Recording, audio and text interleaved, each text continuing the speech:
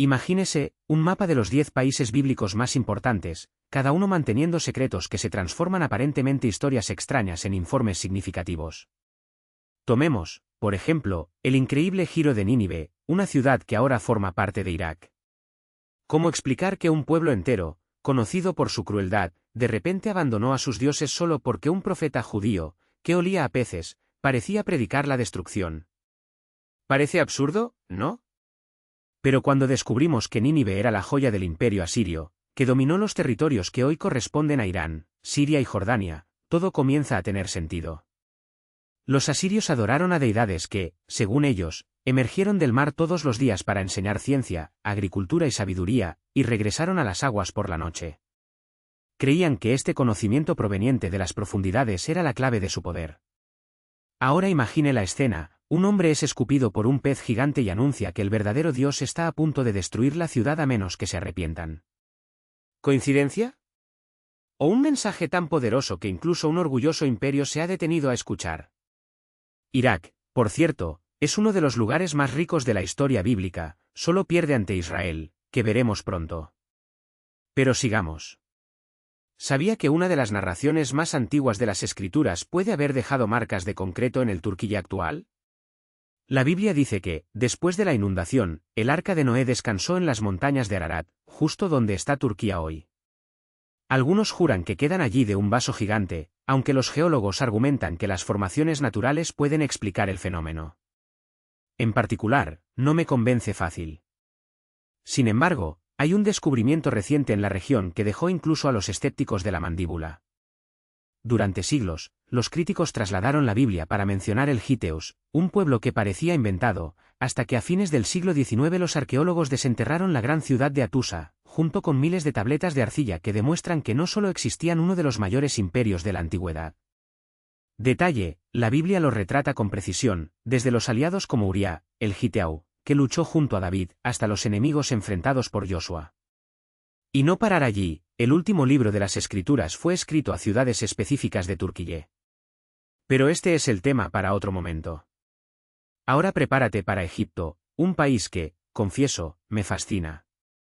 Ya he viajado sus tierras y me maravillé de los templos milenarios que sólidos, cubiertos de jeroglíficos que, durante siglos, fueron vistos como simples adornos.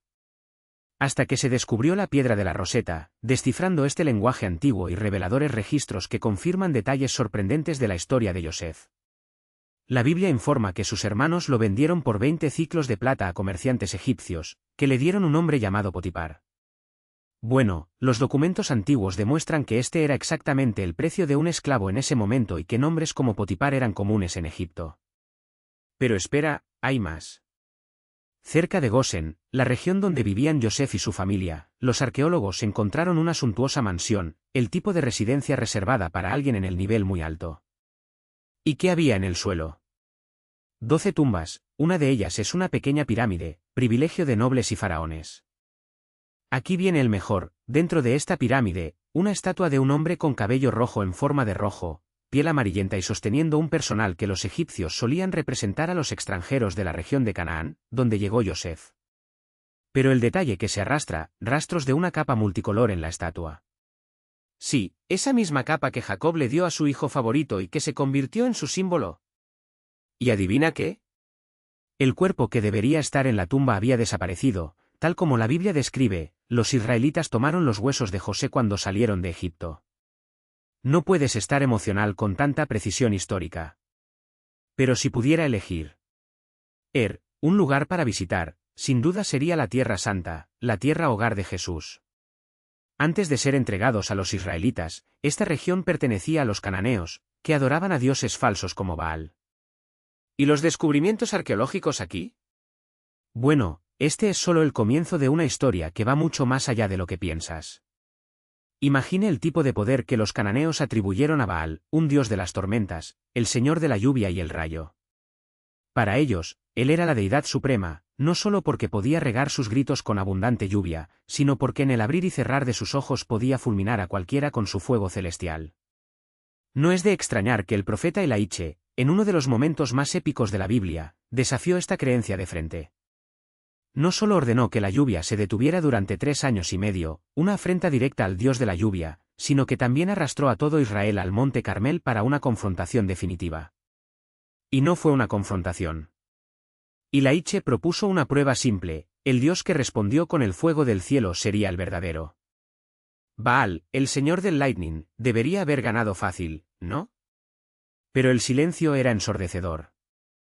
Mientras los profetas de Baal bailaron, gritaron e incluso cortaron en vano, Ilaiche, con una oración tranquila, vio el fuego de Dios consumir no solo el sacrificio, sino incluso las piedras del altar. Se administró el mensaje: no hay Dios para comparar con el Dios de Israel. Pero los cananeos no fueron los únicos en subestimar el poder divino.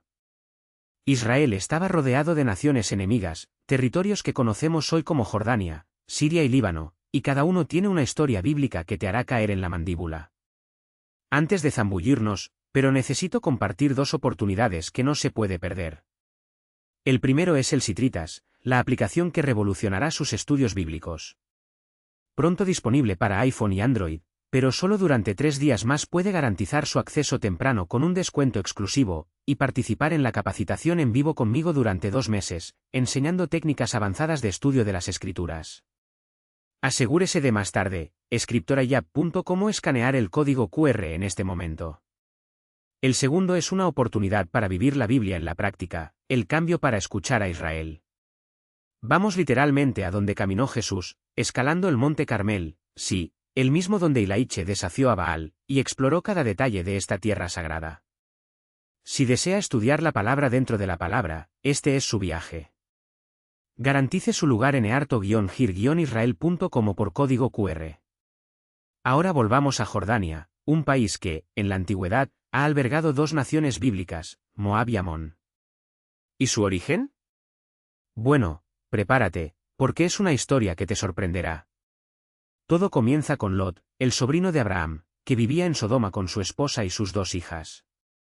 Cuando Dios destruyó la ciudad con fuego, los ángeles lo arrastraron, pero su esposa, cuando miró hacia atrás, se convirtió en una estatua de sal, una advertencia eterna contra la desobediencia. Lo que sucedió más tarde, sin embargo, es aún más inquietante. Solo en una cueva, las hijas de Lot, temiendo nunca tener descendientes, tomaron una decisión de que la Biblia registra brutalmente honestidad. Empaparon a su propio padre y, bueno, el resultado fueron 2 hijos, Moab y Ben-Ami, los antepasados de las naciones que, siglos después, se convertirían en enemigos implacables de Israel. Sí, leíste bien. 2 de las mayores amenazas para Israel nacieron de un acto de desesperación en una cueva. La historia no podría ser más trágica, o más real. ¿Y Siria? Aquí, los arqueólogos han hecho un descubrimiento que parece una película, una estatua que muchos creen que es del rey Hazael, uno de los crueles tiranos que Israel ha enfrentado. La Biblia dice que incluso antes de que Hazael se convirtiera en rey, el profeta Eliseo lo buscó llorar. ¿Por qué? Porque Dios le había revelado a Eliseo que Hazael cometería atrocidades indescriptibles contra la gente de Israel, y eso es exactamente lo que sucedió. Siria se ha convertido en una pesadilla para los israelitas. Pero, como veremos, tampoco se comparó con lo que vendría más tarde. Primero, sin embargo, hablemos sobre el Líbano, un país que en la Biblia es sinónimo de grandeza. Sus famosos cedros fueron tan valiosos que el rey David los usó para construir su palacio en Jerusalén. ¿Y Salomón? En la Canción de las Canciones, se compara con estos gigantes de la naturaleza. En uno de sus versos más poéticos y extraños, dice que el cabello de su amado es como un rebaño de cabras que bajan de las montañas de Gilead. ¿Romántico? Tal vez. ¿Inolvidable? Con seguridad. De hecho, hasta el día de hoy, el cedro Leban es tan icónico que está estampado en la bandera del país. Pero ahora, prepárate para lo que quizás sea la mayor confirmación arqueológica de uno de los eventos más cruciales de la Biblia. Y todo comienza con un imperio que ha cambiado la historia para siempre, Persia, Irán actual. Para comprender su papel, pero necesitamos retirarnos un poco y hablar sobre los asirios, los verdugos de Israel. Viniendo de lo que hoy es Irak, la misma tierra que la Torre de Babel y el temido futuro de Babilonia, los asirios eran máquinas de guerra. En el Museo Británico, puedes ver los relieves de Nínive, su capital, donde se tallan escenas de su brutalidad, los israelitas arrastrados con ganchos en la nariz, ciudades enteras reducidas a cenizas. No solo conquistaron a Israel, sino que su gente cautiva tomó, incluido Daniel, el hombre que, años después, sería arrojado a la tumba de los leones por negarse a adorar al rey babilónico. Y aquí viene el detalle macabro: los asirios crearon leones para cazarlos. Los hicieron hambre, débiles, y luego los dejaron ir para que el rey los matara en espectáculos públicos, una demostración de poder divino. Ahora imagine a Daniel, sin armas, sin escudo, rodeado de estas bestias hambrientas, con nada más que su fe. ¿El resto? Ya sabes, Dios cerró la boca de los leones. Pero la historia no termina ahí. Ya viejo, Daniel hizo una última profecía para el rey de Babilonia: tu imperio caerá en manos de los persas, en un solo día. ¿Y adivina qué? Eso es exactamente lo que pasó. Los persas, provenientes de Irán actual, no solo conquistaron a Babilonia, sino que construyeron el mayor imperio que el mundo había visto, y, a diferencia de los asirios, hicieron algo que nadie esperaba: liberaron a los judíos. Y luego, contra todas las expectativas, Cyrus, el Grande, hizo lo impensable: ordenó a los judíos que regresaran a su tierra natal, reconstruyan su templo y repoblea Israel. Durante siglos, los historiadores dudaron de que un emperador tan poderoso simplemente liberara a sus esclavos y los dejó ir. Eso sería un milagro, dijeron. Hasta que, en 1879, entre las ruinas de la antigua Babilonia, los arqueólogos cavaron algo que cambió todo: el cilindro de Ciro. Un decreto recordado de arcilla, firmado por el propio rey persa, ordenando a las naciones exiliadas que regresen a sus tierras, reconstruyan sus templos y lleven a sus dioses con él. No puedes negarlo, la Biblia volvió a tener razón. Pero si crees que el imperio persa fue genial, espera hasta que sepas lo que construyeron los romanos. Salieron de la península que hoy llamamos Italia, con su capital en Roma, una ciudad tan magnífica que, hasta el día de hoy, hace que cualquier visitante se sienta dentro de una película épica. ¿Y su imperio? Dominó todo esto. Fue precisamente en este periodo de opresión romana, marcado por guerras y sangre, que un niño nació en un pequeño pueblo de Israel. ¿Su nombre? Jesús Cristo.